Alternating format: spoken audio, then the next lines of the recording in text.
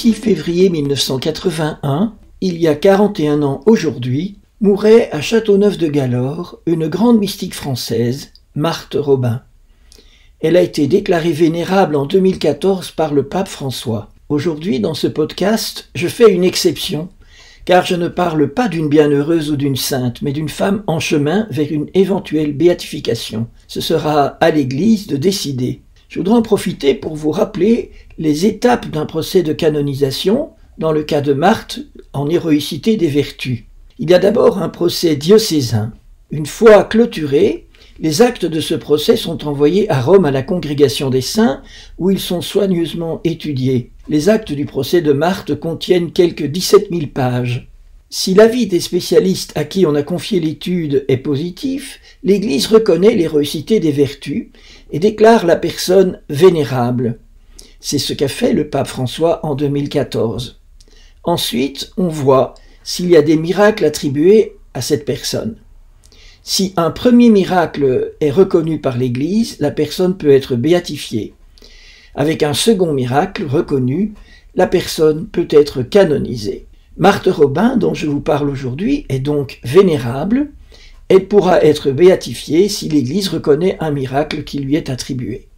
Mais venons-en à la vie de Marthe. Elle est née le 13 mars 1902 dans une famille de paysans à Châteauneuf-de-Galor. À l'âge de 16 ans, Marthe tombe malade d'une maladie dont elle ne guérira pas. C'est une encéphalite évolutive. Peu à peu, elle devient paralysée et aveugle.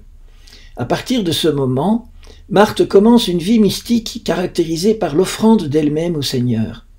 Elle est favorisée de diverses apparitions de la Vierge Marie et de Jésus. Elle est accompagnée par le Père Fort, le curé de sa paroisse. Elle a une grande dévotion pour la petite Thérèse qui vient la visiter 3 fois. À partir de 1930, Marthe ne se nourrit plus que de la communion eucharistique. À partir de 1931, elle commence à vivre la Passion du Christ chaque fin de semaine, du vendredi au dimanche. Des stigmates apparaissent aussi, c'est-à-dire des blessures qui reproduisent les blessures du Christ pendant sa Passion et sa crucifixion.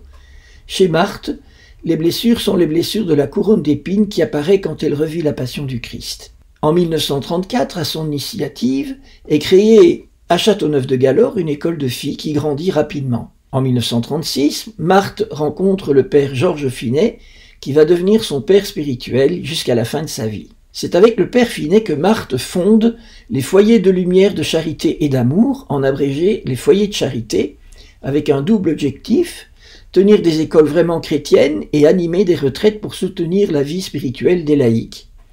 Les foyers se répandent dans le monde entier où ils font beaucoup de bien. Aujourd'hui, on compte 76 foyers répartis sur tous les continents et qui accueillent en moyenne 50 000 personnes par an. Les foyers sont un type de communauté tout à fait nouveau dans l'Église de l'époque. Ils rassemblent des laïcs, hommes et femmes, célibataires ou mariés, et des prêtres, dans une même communauté résidentielle qui se met au service d'un apostolat, en l'occurrence essentiellement le service des retraites spirituelles. C'était révolutionnaire. Après les foyers de charité, de nouvelles communautés multivocationnelles, c'est-à-dire avec tous les états de vie, vont apparaître dans l'Église. Marthe a eu un rayonnement spirituel énorme de son vivant.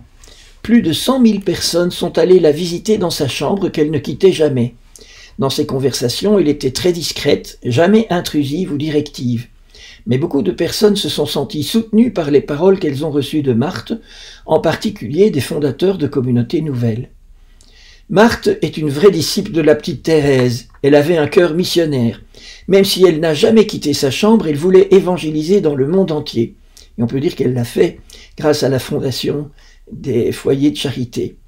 Jésus le lui avait demandé. « Je t'ai choisi pour ranimer dans le monde l'amour qui s'éteint. » Marthe a voulu être fidèle à cet appel du Christ. Elle disait « Je voudrais être partout à la fois pour dire et redire au monde combien le bon Dieu est bon, combien il aime les hommes et se montre pour tous tendre et compatissant. » Marthe Robin a annoncé une nouvelle Pentecôte d'amour sur l'Église et sur le monde. Elle ne prédisait pas des événements extraordinaires. Quand elle parlait de cette Pentecôte, elle disait « Je la vois comme paisible, comme lente. Je pense qu'elle se fera petit à petit, peu à peu. Je pense même qu'elle a déjà commencé. » Oui, nous le savons, cette Pentecôte d'amour a déjà commencé. À chacun de nous laisser habiter par l'Esprit Saint pour participer à cette Pentecôte. Comment ne pas faire le lien entre les paroles de Marthe, le Concile Vatican II et la naissance du renouveau charismatique catholique dont les membres font l'expérience d'une nouvelle Pentecôte personnelle? Le procès de béatification de Marthe Robin a suscité des oppositions qui ont fait grand bruit. Un théologien a accusé Marthe de fraude. Il ne faut pas que ces accusations nous troublent. L'Église était en possession de toutes les objections mises en avant par ce théologien avant de décider de déclarer Marthe vénérable. Si l'Église a néanmoins déclaré l'héroïcité de ses vertus, nous pouvons lui faire confiance. Maintenant, il faut la reconnaissance d'un miracle. C'est le moment, frères et sœurs, de recourir à l'intercession de Marthe pour hâter sa béatification.